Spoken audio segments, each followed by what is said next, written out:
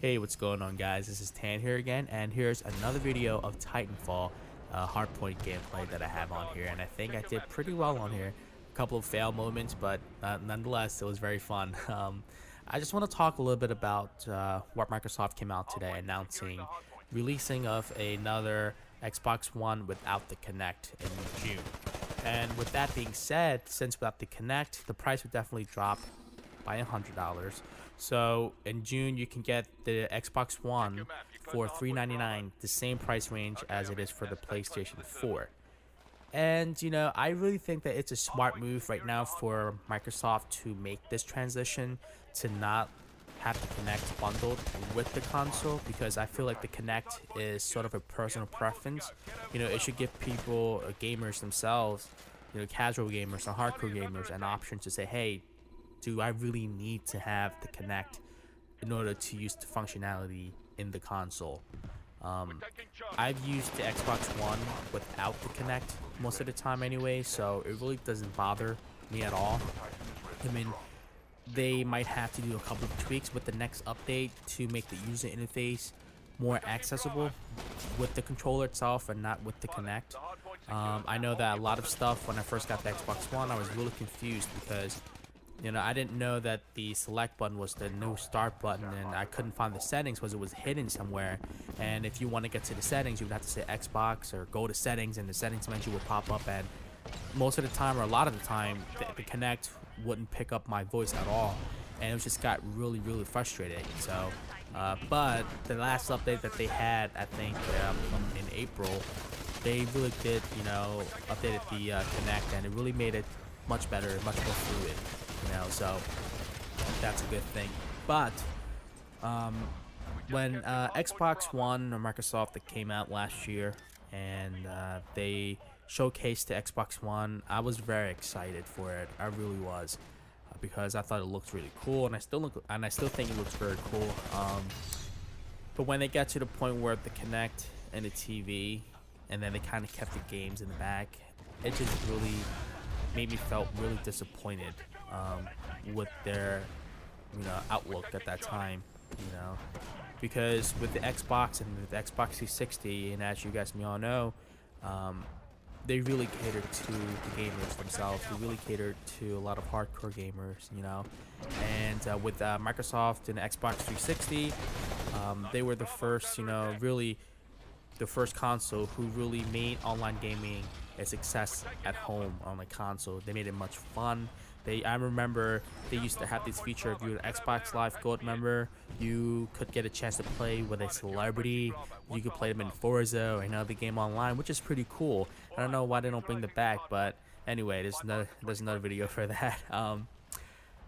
You know, with the Xbox 360, it was, you know, right off the bat, it was just for the gamers. It was for gamers. You know, we had a lot of fun, a lot of titles to play with, a lot of new titles that we were excited about. You know, games like Halo series and, you know, Gears of War and so on. You know, and with the Xbox One, right off the bat, there weren't a lot of first-party, you know, games. There really was Dead Rising and a couple of other ones, and that was it. You know, Rise was a little bit of a disappointment. So, with that being said, when I first got the Xbox One, I really did not want to use the Kinect at all, because from the get-go, I really believe that the Kinect is something that I would buy down the road, but not day one, not the first time I get the Xbox One, because that's $100 that I don't really need to spend extra on for a external hardware that I may or may not use. And it turns out that I do not use this as often as I should. You know, that's what, you know, Microsoft wants you to do, is use your voice and your vocal recognition as much as you can with the Xbox Kinect. That, you know, they want you to, you know, believe that everything works better with the Kinect, and you know what? It does not. I find myself going back to the old school method of using the control paddle, going through the settings menu, changing this, changing that, without having to use that ridiculous, annoying gesture, hand motion, where when I'm sitting at home after playing a game of Titanfall and I sit back or I stretch or move my arms around, it would literally do that stupid gesture where you pinch, you move your arms together, it'll go back to the home screen. You gotta keep going back and forth every time you do that. So had to unplug the Kinect. It just wasn't working well for me. And I think it's smart that Microsoft it's starting to transition now to take out the Kinect, because E3 is around the corner and Xbox One has a lot of good titles that are coming out starting next year and a lot of good games to announce in E3. And I believe that once the Kinect is fully removed as a purchase, as an additional, hardware with the console, people are going to definitely look towards the Xbox One more often now, because not a lot of people are happy with the Kinect. Because if you go online, you're going to see a lot of hate against the Kinect, and I don't blame them. I have one. It's not that enjoyable. Once it picks up the pace and it works great. It works phenomenal. But when it doesn't want to pick up the pace, it's just a horrifying experience. It's just very frustrating. And I also believe that maybe Microsoft is going to come out with another software, since the Kinect is going to be an optional addition to the console itself. I think that they're going to have to do something with the UI so that everything is more accessible with the control panel itself, so that we don't have to go beneath each layers of tiles and all these extra options just to go to the settings menu or just to go to a certain app. I just want everything to be nice and laid out and make it Xbox. I really want them to make the UI as an Xbox experience UI, not so much of a Windows 8 UI, because I'm not a big fan of Windows 8 and I don't want to sit on my PC all day long using Windows 8 and hopping on an Xbox One and have another layer of Windows 8. I just want to get away from that, from that scenery for a little bit and continue to play. And also, with the Kinect being removed, there's also the Xbox Game with Gold is actually releasing as well in June. And similar to the PlayStation 4, to the PlayStation Network, I know PlayStation gives a new game every month for all of their consoles. So Xbox One and Microsoft is going to start doing the same thing with their console. You get a free game each month with Xbox Game for Gold Live.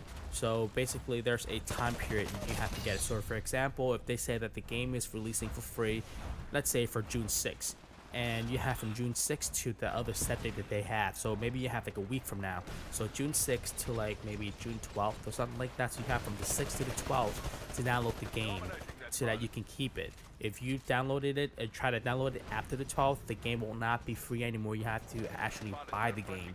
But as long as you download it on the specific time date that they have for you to download, you get to keep the game forever, as long as you're still an Xbox Live Gold member and the games are still playable, which is good. Which is something that's much needed, for the Xbox Live Gold edition, because, at the end of the day, it is much more pricier than the $50 a year PlayStation Network. You can get the PlayStation Network, 3 months for $17. And a little less, $7 or $8 per month, so which is not bad for the PlayStation Network. And I'm actually very excited for the Xbox One. Like I said, Titanfall has been a thrill for me so far. I love this game. It's such a fast-paced game. It's such a fun game to play. And thank God that Titanfall and Respawn and EA decided, to be part with Microsoft, because honestly, if Microsoft did not have Titanfall, they would not generate any sales with their console because of the Kinect, because of their outlook, as an all-in-one entertainment system, So, with that being said, thank you so much, guys, for checking in, and please, keep an eye out for E3 that's coming out. I cannot wait to watch E3. I wish I was there, but maybe one day I'll get the chance to go there. And thank you so much again, guys, for checking in, and please enjoy the video, and hopefully I got some more videos up soon, and my next videos will probably be on MLB The Show on the PlayStation 4. Take care, guys.